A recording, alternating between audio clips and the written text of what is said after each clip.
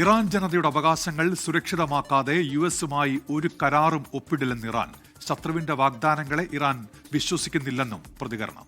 അതിനിടെ കഴിഞ്ഞ 24 മണിക്കൂറിനുള്ളിൽ 28 കപ്പലുകൾ ഹോർമുസ് കടലിടുക്ക് കടന്നതായി IRGC അറിയിച്ചു. വിനയ് ഉണ്ണി ചേരുകയാണ് വിവരങ്ങൾ നൽകാൻ. വിനയ്, എന്തൊക്കെയാണ് ഈ സംഘർഷവുമായി ബന്ധപ്പെട്ട് ഏറ്റവും പുതുതായി ഉടലെടുക്കുന്ന സാഹചര്യം? വിവരങ്ങൾ.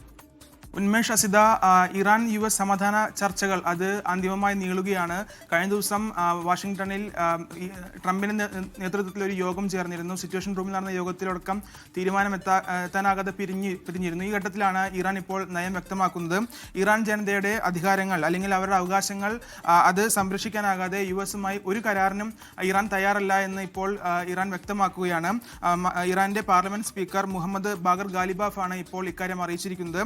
ശത്രുവിന്റെ വാഗ്ദാനങ്ങളെ, അതായത് അമേരിക്കയുടെ വാഗ്ദാനങ്ങളെ ഇറാൻ ഒരു കാരണവശാലും വിശ്വസിക്കുന്നില്ല എന്നും ഇപ്പോൾ ഇറാൻ അറിയിച്ചിട്ടുണ്ട്. ഹോർമുസിലൂടെ കടന്നുപോകുന്ന കപ്പലുകൾ, ആ കാര്യത്തിൽ ഹോർമുസ് നിയന്ത്രണം ഇറാൻ തുടരുമെന്നും ഇപ്പോൾ അറിയിച്ചിരിക്കുകയാണ്. കഴിഞ്ഞ 24 മണിക്കൂറിനിടെ 28 കപ്പലുകളാണ് ഈ ഹോർമുസിലൂടെ കടന്നുപോയത്. ഇതെല്ലാം തന്നെ IRGCയുടെ അനുമതിയോടുകൂടി മാത്രമാണെന്ന് ഇറാൻ അറിയിച്ചിട്ടുണ്ട്.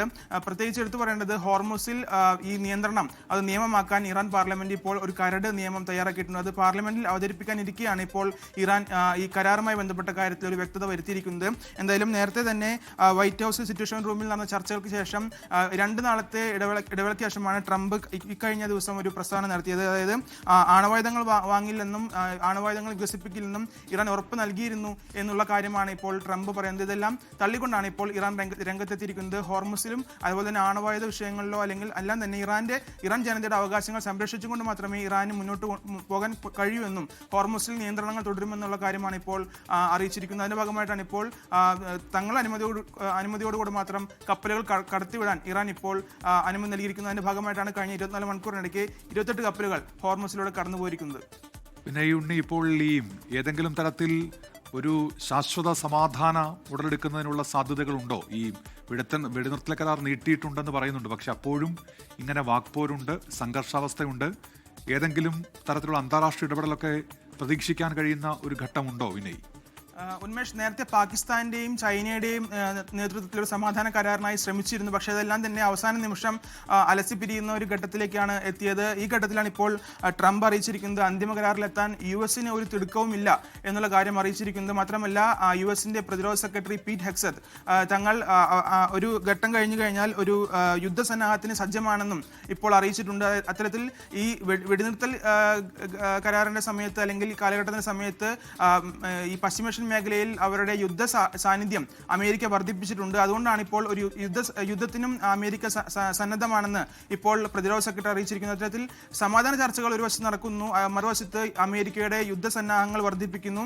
എന്തായാലും സമാധാന ചർച്ചകൾ മുന്നോട്ട് കൊണ്ടുപോകുന്നു, പക്ഷേ തിടുക്കമില്ലെന്നും ട്രംപ് അറിയിച്ച സ്ഥിതിക്ക് ഹോർമുസിൽ ഇനി എന്ത് നടക്കുമെന്നാണ് ലോകരാജ്യങ്ങൾ ഉറ്റുനോക്കുന്നത്. പ്രത്യേകിച്ച് വൻകിട രാഷ്ട്രങ്ങൾക്ക് അവരുടെ ഊർജ്ജ പെട്രോളിയം അതുപോലെ തന്നെ ഉൽപ്പന്നങ്ങളെല്ലാം വരുന്നത് ഹോർമുസിലൂടെയാണ്. അതുകൊണ്ട് തന്നെ ഇത്തരം ഉപരോധങ്ങൾ നീട്ടിക്കൊണ്ടുപോകുന്നതിന് ലോകരാഷ്ട്രങ്ങൾ താല്പര്യമില്ല. പക്ഷെ അതുപോലെ തന്നെ ഹോർമുസിലൂടെ കപ്പം കൊടുത്ത് അല്ലെങ്കിൽ കരം കൊടുത്ത് ഇറാനെ കരം കൊടുത്ത് പോകരുത് എന്നുള്ള നിർദ്ദേശം അമേരിക്ക മുന്നോട്ട് വയ്ക്കുന്നുണ്ട്. പക്ഷേ ഇറാൻ പറയുന്നത് തങ്ങളുടെ ഹോർമുസ് എന്ന് പറയുന്നത് തങ്ങളുടെ അധികാര പരിധിയിൽപ്പെടുന്ന മേഖലയാണ്. അതുകൊണ്ട് തന്നെ ഒരു നിയമത്തിലൂടെ കരം കൊടുത്ത് കപ്പലുകൾക്ക് പോകാം എന്നുള്ള നിർദ്ദേശമാണ് ഇപ്പോൾ ഇറാൻ മുന്നോട്ട് വയ്ക്കുന്നത്. അതിന്റെ ഭാഗമായാണ് പാർലമെന്റിൽ ഈ പുതിയ നിയമം അവതരിപ്പിക്കുന്നത്. അതുകൊണ്ട് തന്നെ ഹോർമുസ് വിഷയത്തിൽ ഒരു ധാരണയിലെത്താൻ ഇപ്പോഴും അമേരിക്കയ്ക്കും ഇറാനും കഴിഞ്ഞിട്ടില്ല. ഈ ഘട്ടത്തിലാണ് സമാധാന കരാറുമായി ബന്ധപ്പെട്ട തിടുക്കമില്ലെന്ന് ട്രംപും അറിയിച്ചിരിക്കുന്നത്.